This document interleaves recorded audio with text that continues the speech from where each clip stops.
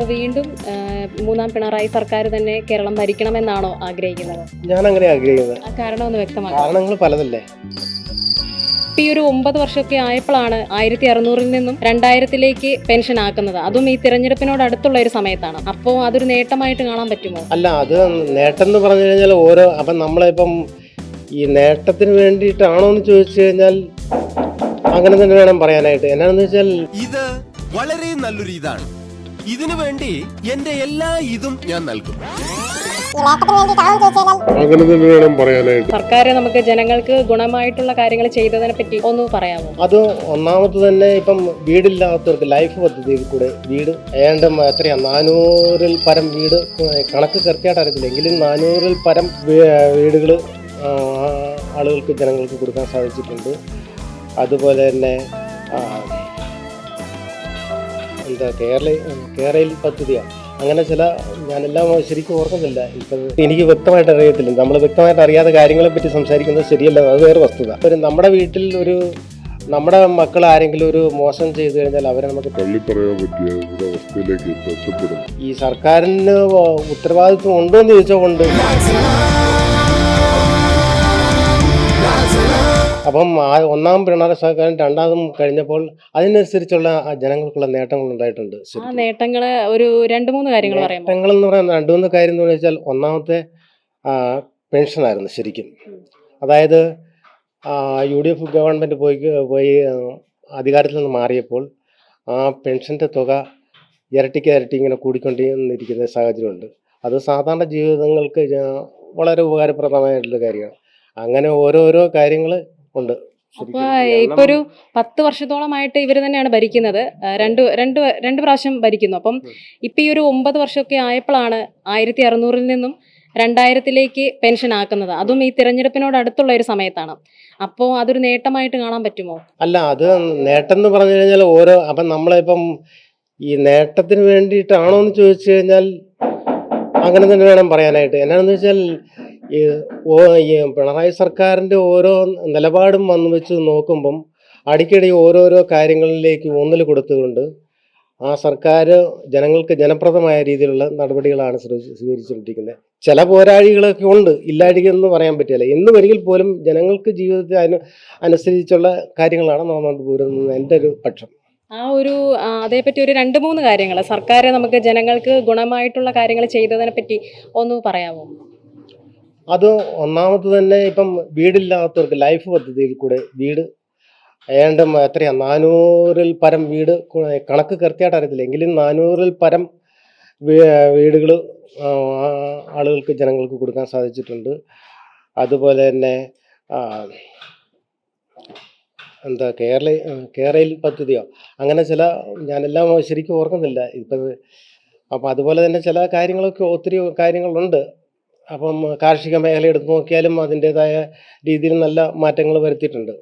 പക്ഷേ കാർഷിക മേഖലയിൽ ഇപ്പോൾ കർഷകർ പറയുന്നത്, അവർക്ക് ഇപ്പം നെൽകർഷകരാണെങ്കിലും പറയുന്നത് 30 രൂപ അവർക്ക് താങ്ങുവില കൂട്ടിയെങ്കിലും അതുകൊണ്ട് വലിയ ഗുണമില്ല. കാര്യം നേരത്തെ 28.20 അങ്ങനെ ഒരു വിലയിൽ കടന്നതിൽ വളരെ കുറച്ച് പൈസയെ കൂടിയിട്ടുള്ളൂ. അപ്പം അതുകൊണ്ട് കർഷകരെ സംബന്ധിച്ച് അവർക്ക് ഗുണമില്ല എന്നുള്ള രീതിക്കാണ് പറയുന്നത്.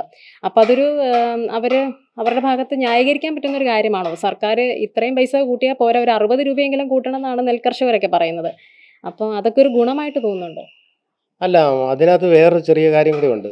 എന്താണെന്ന് വെച്ച് കഴിഞ്ഞാൽ ഇപ്പം അതായത് 28 രൂപ 20 പൈസ ആയിരുന്ന സമയത്ത് അത്രയും വില കൂടി കഴിയുമ്പം 1 കിലോ ഫാക്ടറി പോസ്റ്റ് മേടിക്കണമെങ്കിൽ അതിന് 28 രൂപയായിരുന്നു. അതായത് 28 രൂപയായിരുന്നു. പക്ഷേ അതിപ്പം അപ്പം വില കൂട്ടിക്കഴിഞ്ഞപ്പം അത് 1100 രൂപയാക്കി വീണ്ടും അത് 30 രൂപയോളം ആക്കുന്ന ഒരു സ്റ്റേജ് വരും. അപ്പം നെല്ലിന് ഇച്ചിരി വില കൂട്ടിക്കഴിയുമ്പം വളത്തിന് ഇച്ചിരി കൂട്ടും, അതേപോലെ തന്നെ കീടനാശിനിക്ക് ഇച്ചിരി കൂട്ടും. അപ്പം അതുപോലെ തന്നെ ഈ മരുന്നടിയും കാര്യങ്ങളൊക്കെ നടത്തുന്ന അവർ കൂലി കൂട്ടും, അതായത് കൊയ്ത്തുകൂലി കൂട്ടും. അങ്ങനെ ഓരോ മേഖലയിൽ കൂലി കൂട്ടി വരും. അപ്പം ഇവർക്കൊക്കെ, അതായത് ഇവർക്ക് മറ്റ് ഈ കൊയ്ത്തുകൂലി ഉള്ള അവർക്ക് മിഷൻകാർക്കും മിഷൻകാർക്കൊക്കെ കൊയ്ത്ത് ഇപ്പം പെട്രോളും ഡീസലിനും വില കുറഞ്ഞെങ്കിലേ അവർക്കത് നേട്ടം വരുള്ളൂ. അപ്പം 28 രൂപയിൽ നിന്ന് നെല്ലിന് ഇച്ചിരി വില കൂട്ടുമ്പം മറ്റു മേഖലയിൽ വില കൂട്ടിക്കൊണ്ടിരിക്കുകയാണ്. നമുക്ക് അന്നേരം വളം മേടിക്കാനോ കീടനാശിനി മേടിക്കാനോ ബുദ്ധിമുട്ടുന്നൊരു സാഹചര്യമുണ്ട്. അത് തരണം ചെയ്യുന്നതിന് വേണ്ടിയിട്ടുള്ളൊരു നടപടിയും കൂടെ സ്വീകരിച്ചാൽ ഇത് സംഗതി ഓക്കെ ആകും. ഇപ്പോൾ നമുക്ക് അറിയാം, ഇപ്പം സർക്കാരിൻ്റെ ദേവസ്വം ബോർഡിൻ്റെ പ്രശ്നങ്ങൾ, ദേവസ്വം ബോർഡിൽ ഇപ്പോൾ ശബരിമലയിൽ നിന്നാണെങ്കിലും സ്വർണ്ണപ്പാളി വിവാദമൊക്കെ വളരെ കനത്ത് നിൽക്കുന്ന ഒരു സമയമാണ്. അപ്പോൾ അതൊക്കെ ഒരു സർക്കാരിൻ്റെ ഒരു പോരായ്മയായിട്ടല്ലേ നമുക്ക് പറയാൻ പറ്റുള്ളൂ? ഒരു സാധാരണ ജനങ്ങളെന്ന നിലയ്ക്ക് അതൊക്കെ സർക്കാരിൻ്റെ ഒരു വീഴ്ചയായിട്ടല്ലേ നമുക്ക് പറയാൻ പറ്റുള്ളൂ? സർക്കാരിൻ്റെ വീഴ്ച എന്ന് പറഞ്ഞാൽ അതിനകത്ത് ചില കാര്യങ്ങളുണ്ട്.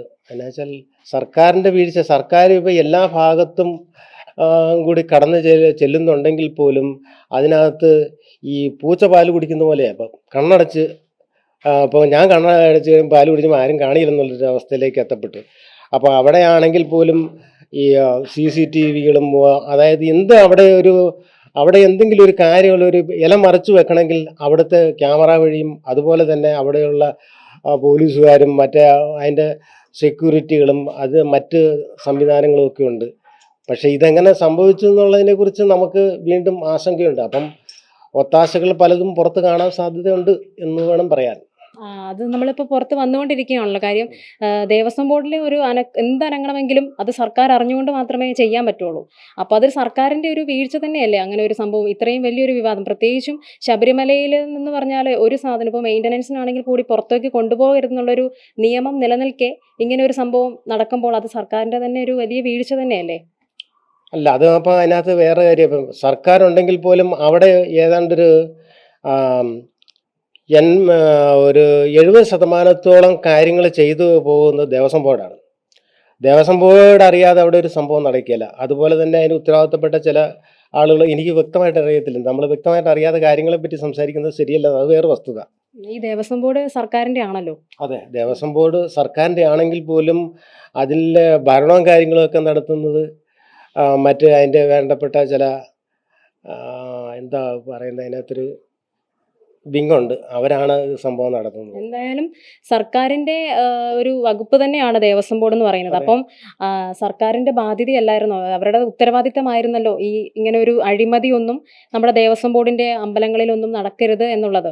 കൃത്യമായിട്ടുള്ള രജിസ്റ്ററുകളും കണക്കുകളും വിവരങ്ങളും എല്ലാം അവിടുത്തെ നിയമങ്ങളെല്ലാം പാലിച്ചു പോകേണ്ടത് ആ സർക്കാരിൻ്റെ ഉത്തരവാദിത്തമായിരുന്നല്ലോ. അപ്പം അത് സർക്കാരിൻ്റെ തന്നെ പാലിച്ചത് തന്നെയല്ലേ നമുക്ക് പറയാൻ പറ്റുള്ളൂ. അപ്പോൾ അതൊരു സർക്കാരിൻ്റെ ഒരു നല്ലൊരു കാര്യമായിട്ട് നമുക്ക് അംഗീകരിക്കാൻ പറ്റില്ലല്ലോ. സർക്കാരിൻ്റെ നല്ല കാര്യങ്ങളായിട്ട് അല്ലല്ലോ ഇത്.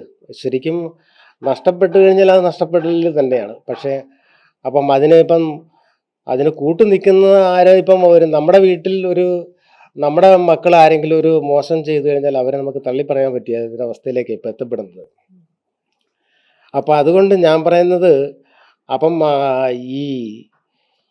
ഈ സർക്കാരിന് ഉത്തരവാദിത്വം ഉണ്ടോ എന്ന് ചോദിച്ചാൽ ഉണ്ട്. പക്ഷെ അതിലുപരി ആ ഉത്തരവാദിത്തങ്ങളെല്ലാം വികേന്ദ്രീകരിച്ച് ഓരോ ആളുകളെ ഏർപ്പെടുത്തിയിട്ടുണ്ട്. ഉത്തരവാദിത്വം അപ്പം സർക്കാരെന്ന് വെച്ചാൽ പിണറായി സർക്കാരിന് അതിൻ്റെ അതൊക്കെ ശരി. അപ്പം അവർക്കൊക്കെ ഓരോ ഉത്തരവാദിത്തങ്ങൾ ഓരോരുത്തർക്കും കൊടുത്തിട്ടുണ്ട്. ആ ഉത്തരവാദിത്വം കൊടുത്തവർ കൃത്യതയിൽ പാലിക്കാത്തതിൻ്റെ പ്രശ്നമാണ് ഇത് സംഭവിച്ചത്. ഇപ്പോൾ നമ്മൾ ഈ കഴിഞ്ഞ ദിവസങ്ങളിലാണെങ്കിലും CPIയും CPM തമ്മിൽ തന്നെ ഒരു തർക്കമുണ്ടായിരുന്നു. അത് PM ശ്രീ വിവാദമായിരുന്നു.